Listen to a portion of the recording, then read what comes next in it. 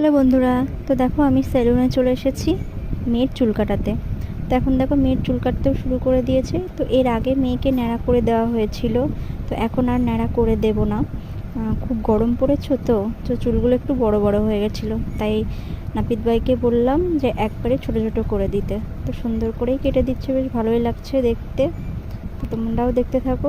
মেয়ের চুলগুলো কেটে দিলাম, আর আমার মেয়ে দেখো কি সুন্দর চুপচাপ বসে চুল কাটছে, একদম শান্ত মেয়ের মতন। এদিকে ও ভালো, মানে বাইরে নিয়ে বেরোলে ওকে শান্ত হয়ে যায়, অত বেশি দুষ্টুমি করে না। আর এই চুল কাটাতেও নিয়ে এসেছি, এখানেও বেশ শান্ত হয়েই চুল কাটছে, কোনো নড়াচড়া করছে না, কিছু না।